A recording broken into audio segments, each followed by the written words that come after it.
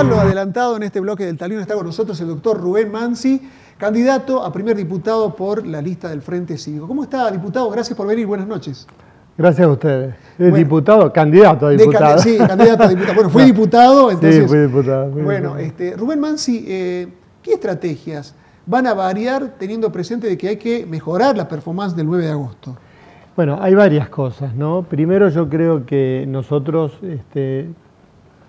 pongo primero la culpa que nos toca, no hicimos una buena fiscalización. Hubo mucha gente inexperta, pero bueno, culpa también de la propia organización que no los preparó lo suficiente.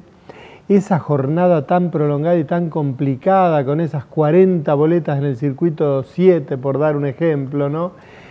La cantidad de cortes, lo que cada votante se demoraba, hizo que la gente llegue agotada y terminó, la gente estuvo firmando actas a las 2, 3 de la mañana, o sea, realmente fue agotador. Entonces, es como que nuestros fiscales no pudieron sostener esa presión todo el tiempo, en Capital. En el interior hubo también acciones de apabullamiento, por no decir amedrentamiento a fiscales nuestros.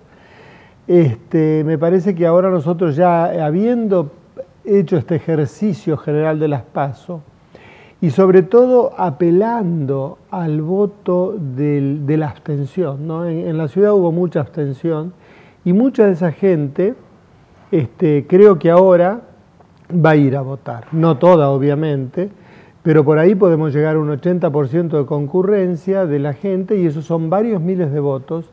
Y yo lo que sostengo que la mayoría de ese voto es voto para el Frente Cívico, porque da toda la impresión, hay muchos indicadores que nos están mostrando que el Frente para la Victoria un poco llegó a su techo y que nosotros tenemos para crecer sobre todo en función de la abstención que hubo y en parte del voto en blanco. Esa inyección de optimismo se está trasladando a la gente, al elector, porque digo, la cantidad de votos o la diferencia de Frente para la Victoria fue muy fuerte. No es como que no hubo una reacción al menos inmediata, ¿no? Ante el electorado que, digamos, siendo prodestinatario el mensaje del Frente Cívico, espera justamente una inyección. Yo le voy a comentar algo. No he recorrido mucho el interior después de la PASO, pero estuve en Chumbicha, estuve en Belén, estuvimos en el norte de Belén y extrañamente la gente del interior nos dice, esta vez vamos a mejorar mucho. Hubo mucha gente que no nos votó o que no fue a votar o que votó en blanco porque estaba confundida con la cantidad de boletas o no sabía, pero ahora quédense tranquilos que vamos a votar. O sea, es como que el que está en contacto con la gente siente palpa esa posibilidad de revertir. Y evidentemente eso coincide con este otro análisis que yo hago, que es un análisis más macro, pero lo que la gente nota en el día a día es que vamos a mejorar.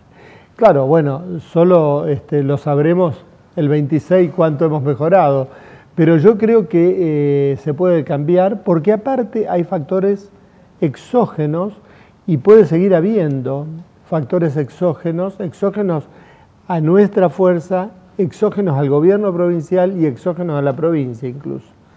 Esta cuestión de poner tan en evidencia el tema del fraude, llamémosle por cuestiones de clarificación, fraude, llamémosle al voto cadena, fraude, llamémosle a contar 80 votos acá y en el acta poner 70 o poner 80 en el acta y después que se transmitan 70 y después 60. O sea, ese es el fraude directo, pero también se ha puesto en juego otra cosa. Se ha empezado a advertir la influencia tremenda e inmoral que tiene la dádiva, que tiene el clientelismo político, que tiene, bueno, esta cuestión, digamos, de utilizar sobre todo a la gente que está con alguna necesidad y que, bueno, recurre a esta cuestión de, bueno, recibir algo a cambio de su voto. Yo creo que esto, que está tan naturalizado en nuestra cultura política, desgraciadamente, estamos tomando conciencia de lo dañino que es. de lo inmoral que es y de lo injusto que es utilizar la necesidad de la gente para conseguir el voto. Rubén Mansi, bueno, el efecto Tucumán quizás cause algún tipo de efecto. ¿Ustedes los tienen en cuenta esto para lo que puede repercutir en Catamarca, donde también hubo una denuncia formulada por el senador nacional Oscar Castillo, pero que fue, digamos, cuestionada por atemporal a la presentación en el Congreso Nacional? Sí, también, digamos, nosotros lo que tenemos son casos comprobados, ¿no es cierto? Hay una cantidad de urnas en las cuales el Frente Cívico tiene 0 votos, cosa que la verdad es casi imposible. Yo creo que eso nadie lo cree. Por mal que nos vaya, algún voto aparece y ese 0 voto es muy llamativo. Después tenemos denuncias concretas, por ejemplo, de un joven ciudadano en Icaño que denunció que se lo llamó a la municipalidad, se le ofreció un sobre firmado por las autoridades de mesa y los fiscales, que lleve ese sobre con el voto puesto ya, o sea, el famoso voto cadena, y que cuando volviese él tome el sobre que le dieran en la mesa, las autoridades de mesa, y lo llevase vacío a la municipalidad. Entonces, y se les ofreció dinero a esto. Bueno, ese chico hizo una presentación, expuso, se hizo una denuncia formal. Por supuesto, en última instancia eso termina siendo palabra contra palabra, porque si uno no graba o no saca una foto en ese momento o no hay testigos, no hay testigos. Pero estas son verdades que en el silencio interno de cada uno nosotros sabemos que estas cosas pasan en Catamarca. Pasan en Catamarca y pasan en muchos otros lugares, ¿no? No estoy diciendo que nosotros somos el centro de la corrupción o del fraude o el centro del clientelismo, pero estamos en un rango muy, muy alto del clientelismo. Hay estudios, hay visiones, hay politicólogos y sociólogos que la ponen a Catamarca entre las provincias con más porción clientelar del voto. Y tenemos casos concretos de fraude, o sea que esto está en Catamarca, está instituido. Y el Frente para la Victoria no puede decir que no. Saldrá a decir sí, pero tal cosa.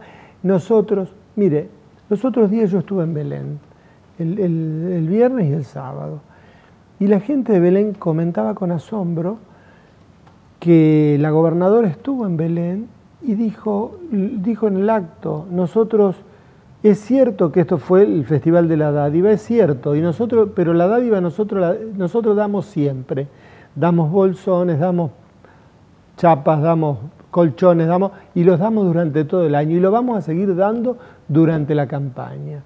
O sea, explicitó, desnudó la realidad. La gobernadora lo tiene naturalizado, o sea, ni siquiera lo vive como algo incorrecto, ni siquiera lo vive como algo que hay que ocultar, o sea, está naturalizado.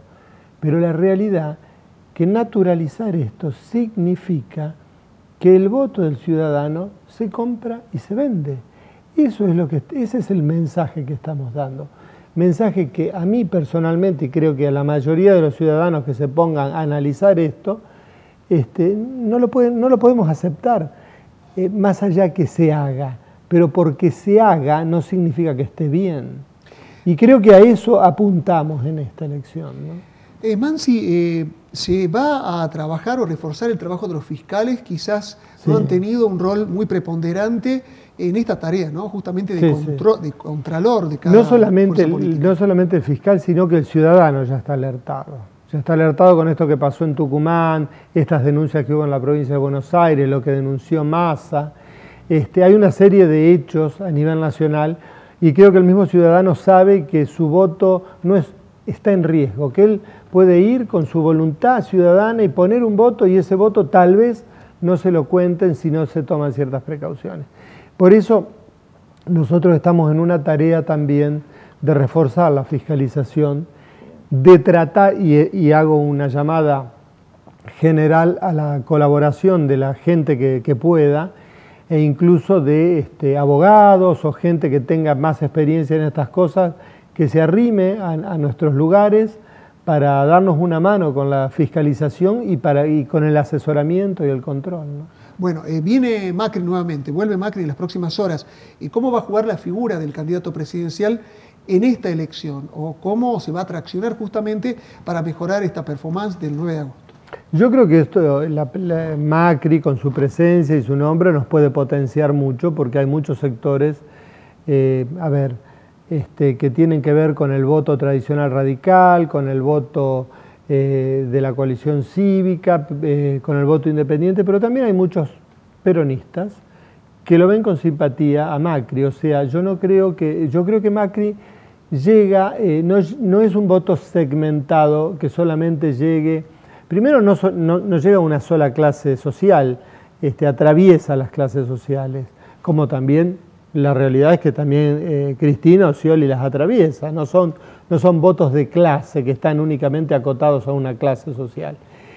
Creo que atraviesan las clases y muchos peronistas, reitero, que no son kirchneristas, lo van a ver con buenos ojos y como una alternativa, digamos, republicana, en esta etapa post-kirchnerista. Doctor Rubén Mansi, muchas gracias por estar como siempre. No, gracias a ustedes, muy amable. Que tenga buenas noches. Gracias. Última pausa en el talión y tras la misma estamos con Ariel López del Partido Obrero analizando la situación tucumana, lo que para el Partido Obrero es un fraude electoral y el arribo a Catamarca de Ariel Blanco, referente nacional del Partido Obrero.